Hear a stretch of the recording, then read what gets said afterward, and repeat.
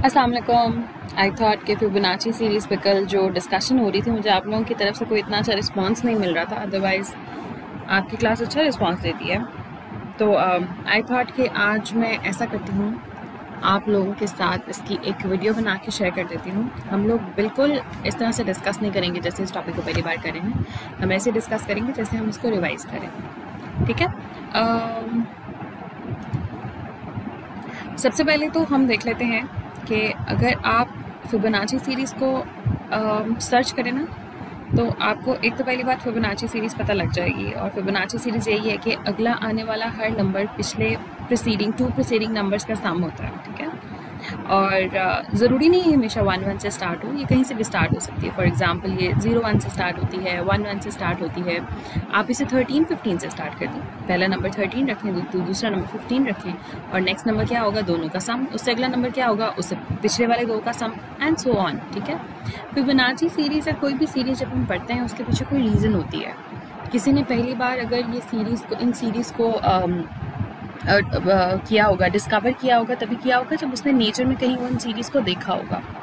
और वही बात हमने कहा कि फिबोनाची सीरीज़ की अगर आप प्रॉपर्टीज़ को देखें या use of Fibonacci series in daily life देखें, only then you will understand कि इतना ज़्यादा ये इम्पॉर्टेंट क्यों है।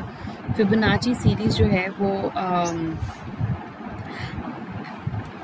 इतनी ज़्यादा डिस्कस क्यों की जा रही है, उसकी रीज़न ये है कि डेली लाइफ में नेचर ने फिबोनाची सीरीज़ को बहुत ज़्यादा यूज़ किया है। सिर्फ आप लिखें uses of Fibonacci series in daily life, तो आप देखें इसके नाम का टॉपिक देखेंगे, real life Fibonacci applications, 3 important uses of Fibonacci numbers और a few ways Fibonacci numbers can be helpful, you no.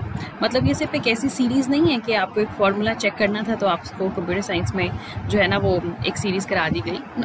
ये सीरीज़ नहीं, बेसिकली हर सीरीज़ जो बनी होती है, जो किसी फार्मूला से बन रही होती है जिस तरह से भी, उसके पीछे रीज़न होती है कि उसकी डेली लाइफ में कोई ना कोई एप्लीकेशंस होती हैं। इस वजह से आप अगर ये देखें, उसमें आप देखिए फिबोनाची इन नेचर अगर लिख के आप देखें तो आपको देखिए उसने बताया हुआ है। ये वाली एग्जांपल थी जो कल हम करने की कोशिश कर रहे थे कि ब्रांचेस में जब आगे से बेसिकली जब आपके ट्री है उसमें जब ब्रांचेस बन रही होती हैं वो भी इस हिसाब से बन रही होती हैं। इस एग्जाम्पल को हम डिटेल में भी देख लेते हैं। और what do you think that Fibonacci series is important? तो इसलिए इम्पॉर्टेंट है बिकॉज नेचर इसे यूज़ करी है, इसलिए इम्पॉर्टेंट है। अच्छा, अब जो बीज की आप कहते हैं जनरेशन होती है ना, वो भी यूज़ करी होती है कि इसको फिबोनाची सीरीज़ को अपनी जनरेशन को आगे बढ़ाने के लिए, मतलब उनकी जो अगली जनरेशन्स होती हैं उनका जो काउंट होता है वो फिबोनाची सीरीज़ के अकॉर्डिंग जो वो बढ़ा होता है।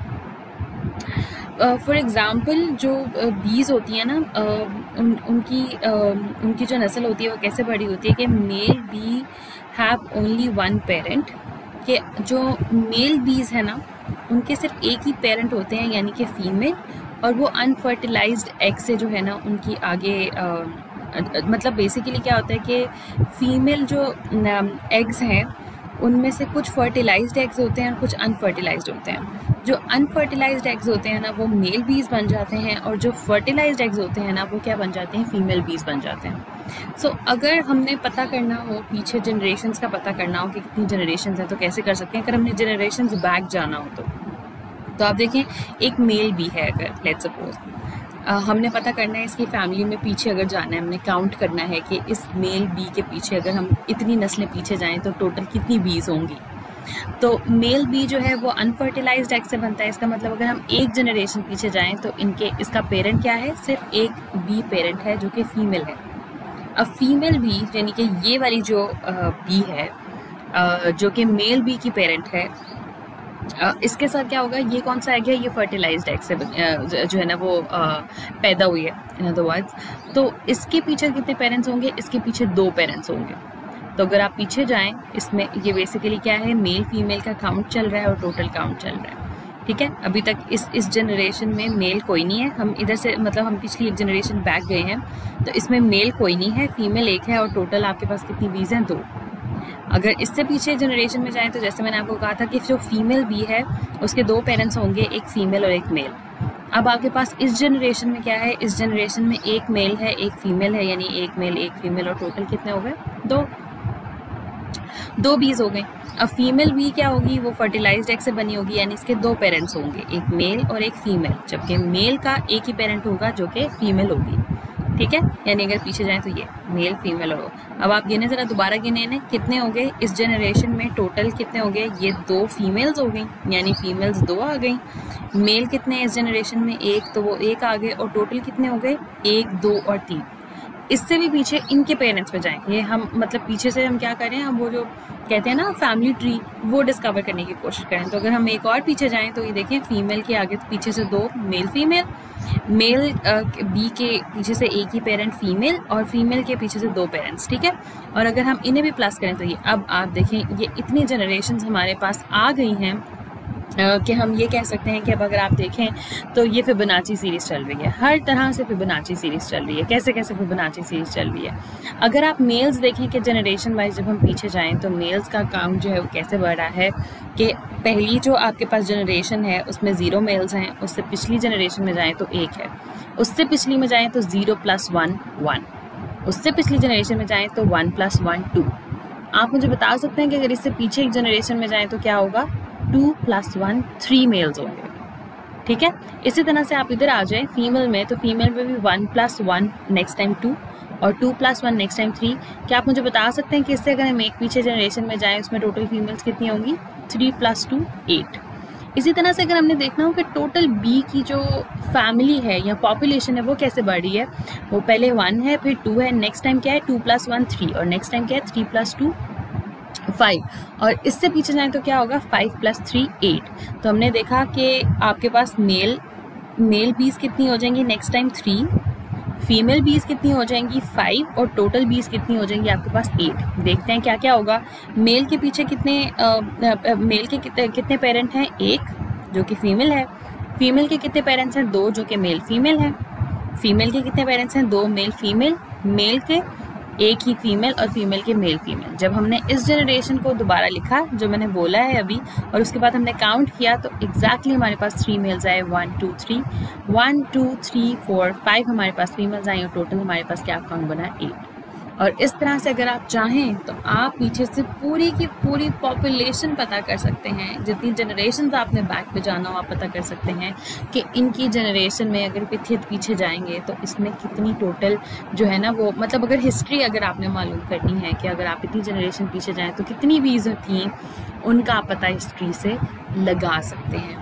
तो ये वही वाली चीज़ें होती हैं जो प्रेडिक्शंस नहीं हो रही होती, पास्ट के बारे में प्रेडिक्शंस हो रही होती है, वैसे हो रही होती है। क्योंकि ये या अब आप चाहें आप जितनी मर्जी जनरेशन बैक जाएं तो आप बता सकते हैं कि टोटल मेल्स कितने थे और फीमेल्स 20 कितनी थी, जिससे और टोटल 20 कितनी थी। ठीक हो गया।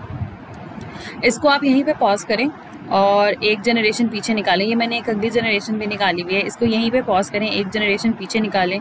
आपके पास मेल बीज बननी चाहिए 5 और 3 8, फीमेल बननी चाहिए 8 और 5 13, और टोटल होना चाहिए 13 और 8 कितने होते हैं 21 होना चाहिए। निकाल के देखें, इसे इधर ही पॉज करें तो आपको समझ आ जाएगी। मतलब पॉज भी करने की जरूरत नहीं है, आप गिन लें, ऐसे काउंट करके देख लें तो आपको पता लग जाएगा।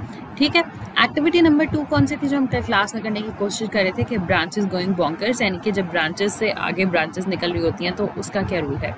उसका रूल ये है कि प्लांट में जो है ना वो सबसे पहले तो प्लांट के ना 2 ब्रांचेस बन जाती हैं। जब 2 ब्रांचेस बनती हैं ना तो जब नेक्स्ट टाइम उन्होंने ब्रांचेस आगे बनानी होती हैं तो एक पार्ट जो है ना वो रेस्ट पे चला जाता है और एक पार्ट जो है ना वो आगे से और ब्रांचेस बनाता है।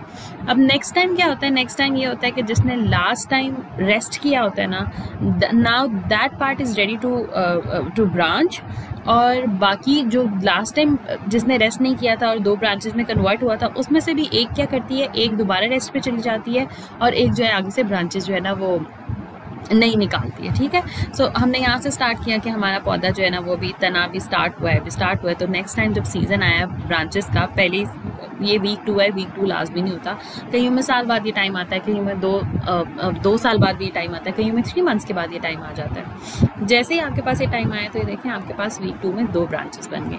अब नेक्स्ट टाइम क्या होगा, नेक्स्ट टाइम इन 2 ब्रांचेस में से एक क्या करेगी, रेस्ट करेगी, और एक क्या करेगी, आगे से नई ब्रांचेस निकालेगी।